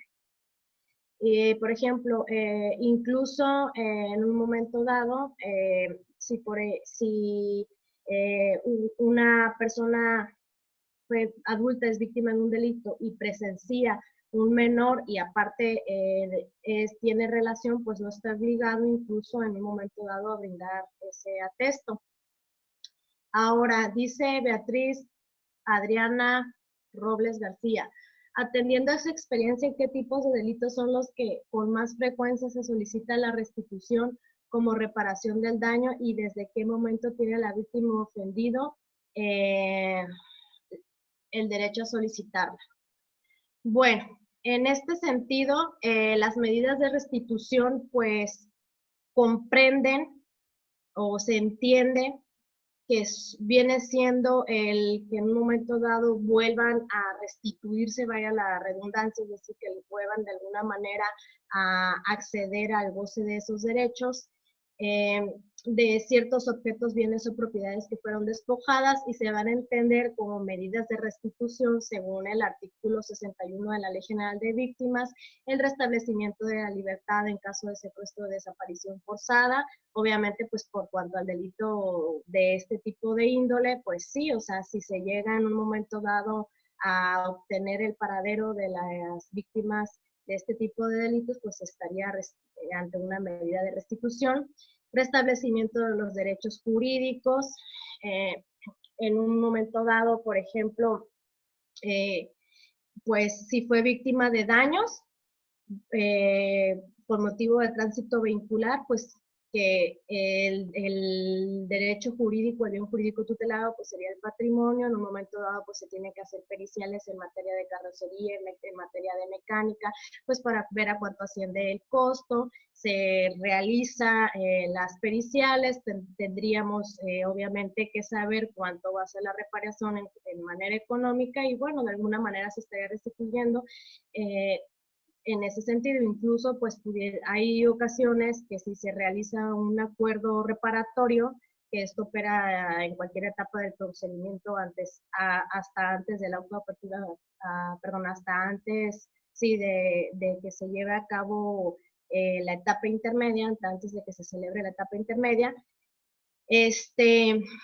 A veces se da que le dan un vehículo, por ejemplo, en incumplimiento de la obligación alimentaria, te doy un vehículo, pues que de alguna manera ascienda la cantidad que te dé. O sea, también se puede de esa forma. También se da, por ejemplo, el restablecimiento de la vida y la unidad familiar, pues igual a lo mejor ante el delito de retención de menor, es un ejemplo, y que el padre, que obviamente denunció este delito, pues fue porque no tenía acceso o no podía reunirse con su menor hijo, pues bueno, en un momento dado, el que ya se pueda reunir, ya se entiende que se está restableciendo, ¿no? Obviamente, pues porque se acreditó la existencia de ese tipo de delito. Y también se puede dar como medida de restitución el regreso digno y seguro al lugar original de su residencia de origen. Por ejemplo, si son víctimas de trata de persona y resulta en los campos agrícolas, las personas trabajadoras del campo, pues usualmente sí son muy propensas a ser víctimas de trata de personas, pues porque la trata de personas se les reconoce como el delito de la esclavitud moderna. Por ejemplo, si no son de aquí, son de Guerrero, pues en un momento dado se tendrían que hacer las acciones conducientes para que pudiéramos regresarlos a su lugar de residencia de origen. Reintegración en el empleo, bueno, en un momento dado, incluso la Ley Federal de Trabajo prevé que si fueron víctimas de algún tipo de delito, pues tienen que reintegrarlos y si no lo hace, pues estarían ante el supuesto de despido injustificado. Entonces las autoridades de alguna manera tendrían que gestionar, hacerlo conducente para que de alguna forma pues se pueda reintegrarlo a su empleo. Incluso proporcionándole herramientas, a lo mejor metiéndolos en cursos, etcétera. En fin, que se reactive de nueva cuenta. Y otra medida de restitución, pues como ya lo comenté, puede ser la devolución de los bienes, de valores de su propiedad, etcétera. Por ejemplo, pues el delito de robo, se aseguraron ciertos objetos, bueno, pues podemos solicitar la devolución, ¿no? Una vez que ya se hayan realizado todas las diligencias que versen sobre los objetos o productos materia del delito. ¿Hay alguna... Permitan, ya, es que no podía acceder al chat. Perdón.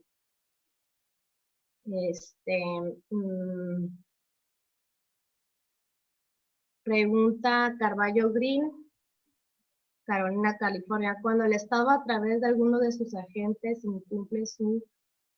Perdón, terminé la pregunta. Cuando el Estado a través de alguno de sus agentes incumple sus obligaciones en derechos humanos, ¿eso se considera una violación de derechos humanos y ahí es responsable del Estado? Bueno, lo que quiero entender es que Si el Estado violenta derechos humanos, pues claro que en un momento dado, si estamos ante los supuestos que establece la Ley General de Víctimas, obviamente como base del artículo 1 constitucional, obviamente el Estado va a ser responsable y en un momento dado pues se va a entender que violentó o soslayó derechos humanos.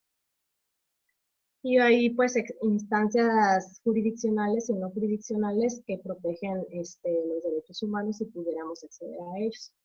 A efecto.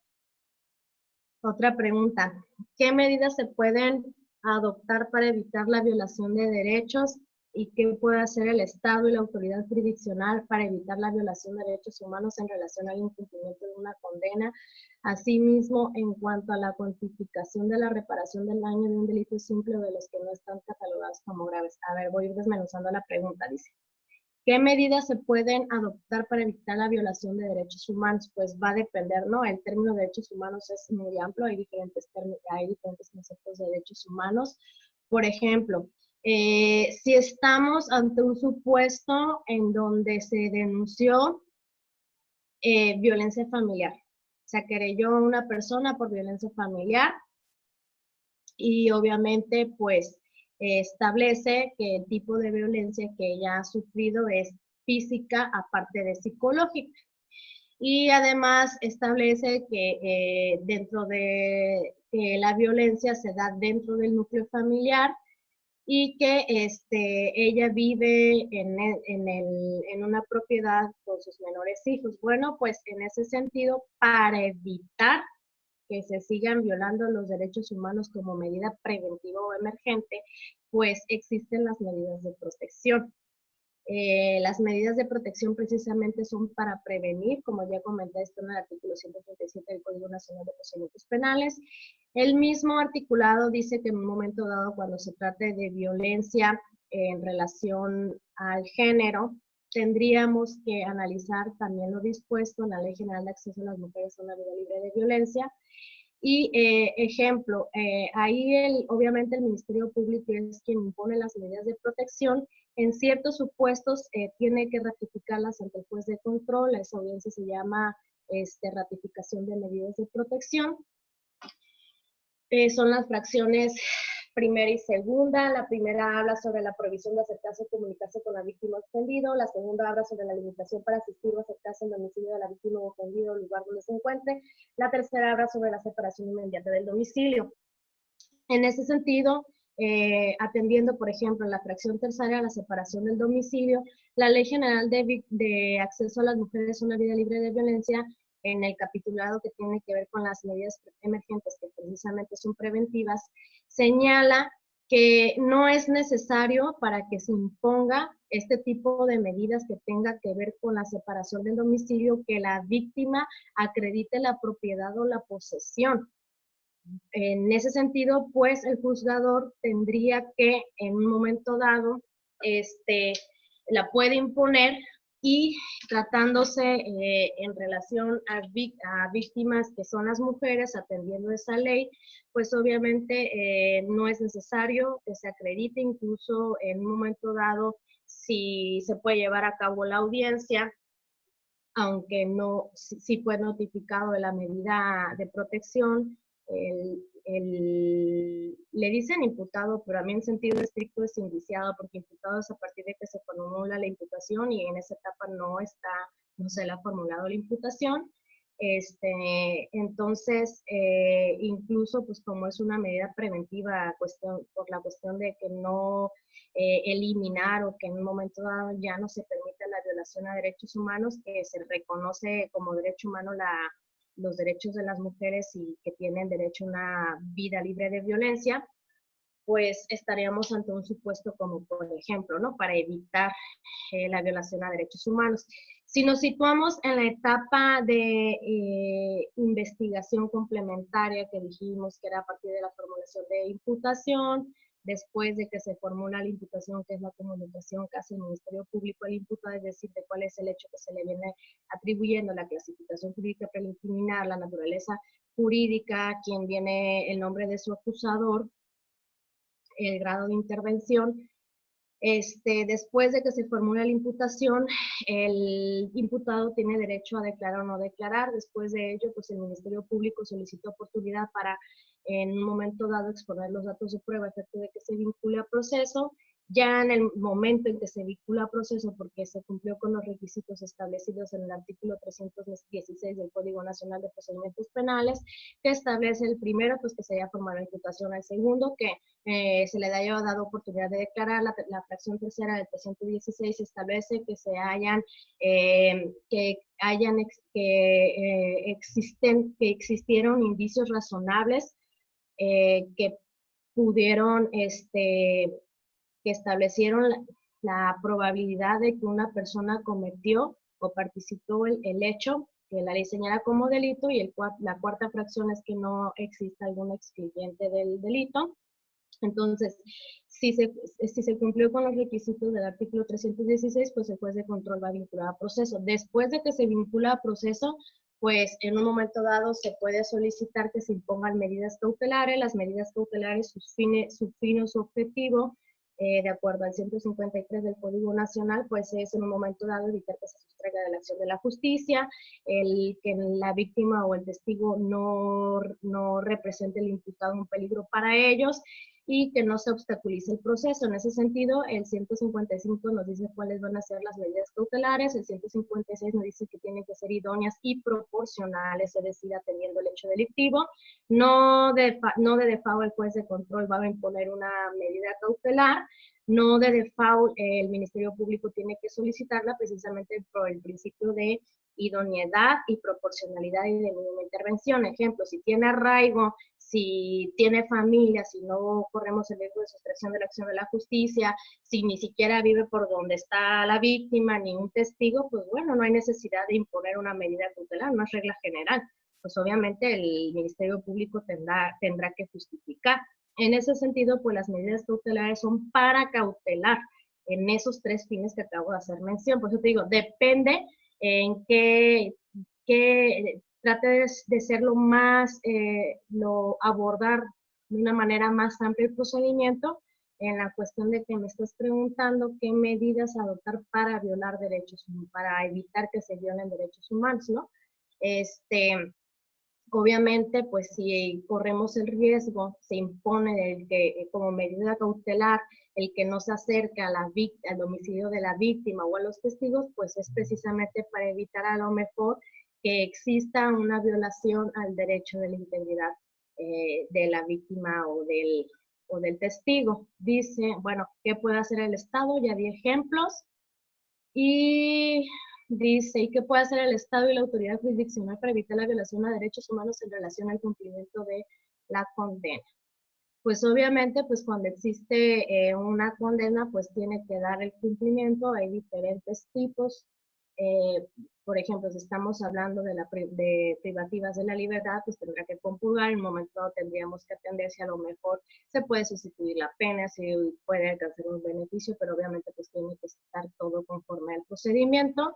Y dice asimismo, en cuanto a la cuantificación de la reparación del daño en un delito simple o de los que no están catalogados como graves.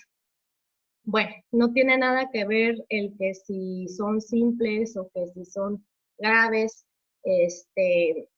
sino que obviamente se tienen que atender a las características y circunstancias en particular de cada hecho delictivo, y para que se dé precisamente la reparación integral de daño tenemos que tomar en consideración las características que acabo de hacer mención, porque deben de ser idóneas y proporcionales. Ejemplo, si a una persona la lesionaron y resulta que tuvo una afectación en algún órgano de su cuerpo, bueno, pues tendríamos que atender al dictamen del médico legista, a lo mejor solicitar mecánica de lesiones, a efecto de ver cómo sucedió, porque pues hay que acreditarlo, ¿no? Que efectivamente está relacionada la lesión pues con los hechos hechos materia del delito. Y obviamente, pues una vez acreditada la lesión y que tiene relación con el hecho que se viene denunciando, pues tendríamos que atender la tabla que maneja la Ley Federal de Trabajo en el artículo 514. Ahí nos dice en un momento dado cómo lo vamos a calcular. Son todas las preguntas. No sé si sería todo.